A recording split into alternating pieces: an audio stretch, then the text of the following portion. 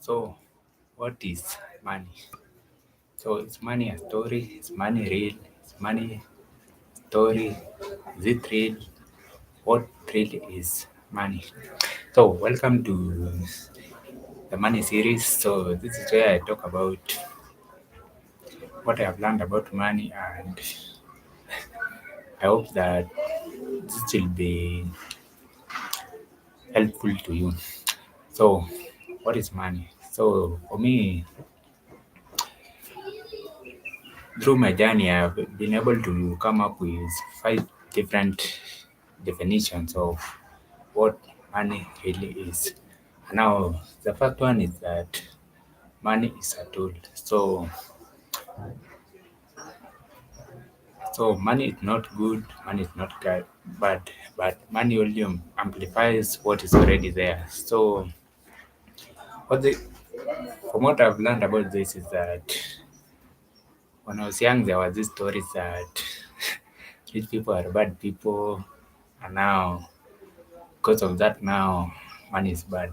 But what I came to realize is that there are good people who are rich now. So what I noticed is that money is only there to the way you use it is what shows who you are. So if you use it to do good stuff, it will be good. If you use it to do bad stuff, it will be only revealing you are bad or you are good. So it's not good, it's not bad, but it's only a tool that shows whether you are good or that shows whether you are bad. The second definition is that money is a tool of exchange. So now this is the original purpose of money. So in the part now, for example, if you wanted to sell your cow now, you will and now you do not end up finding someone who has exactly what you want. You may end up getting in return goods that you didn't even want in the first place. So money was a tool that was created so that it becomes easier. So that if you want a cow, you can get the money for the cow. Now you can go and spend it on something else that you want. You don't end up getting goods that you never even wanted in the first place. The third one is that money is a symbol of value. So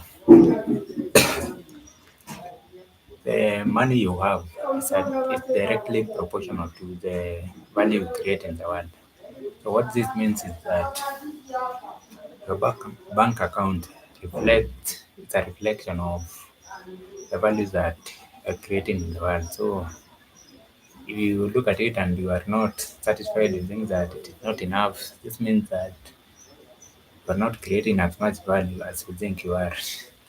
So in case you look at it and you think it's not enough, so you need to find ways to offer more and more value. Now by offering that more value now, uh, bank account will reflect that more value that you are offering in the world. The fourth definition is that money is a current. So what this means is that money it's like a river. So when you build a dam and you stop the water from moving, it ends up affecting everything. So no fish can grow there.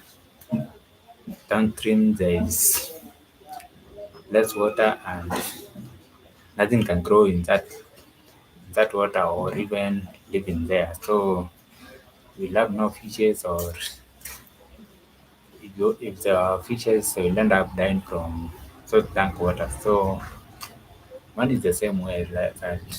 You have to put it into circulation so it has to keep moving.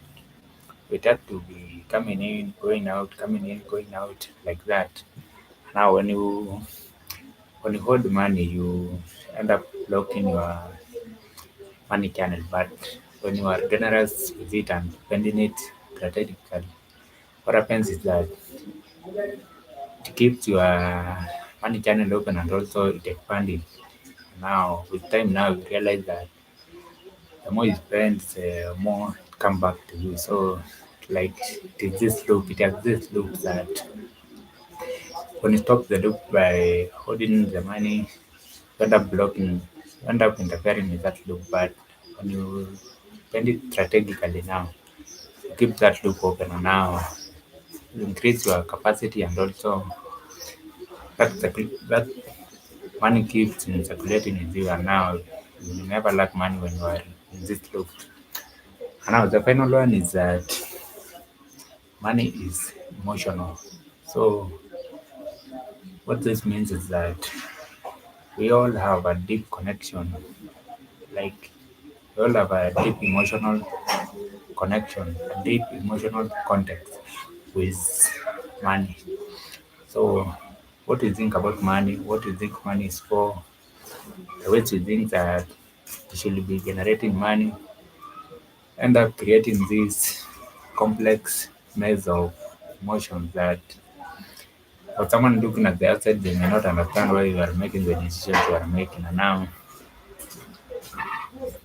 so because of this emotional context now people end up making decisions that if they were if they had thought about it like 2 or 3 times they would not have made that decision. But now because one is emotional now it ends up so affecting the brain. And now what happens is that at the end of the day, we end up making these emotional decisions that may not be good in the short term, but they may look good in the short term, but in the long term, they may end up hurting us. So, money has a deep emotional context that come from our parents or our caregivers, come from society, and also come from your own experience with money. Because now we all have different experiences. The experiences I have are very different from experiences you have, even though you may be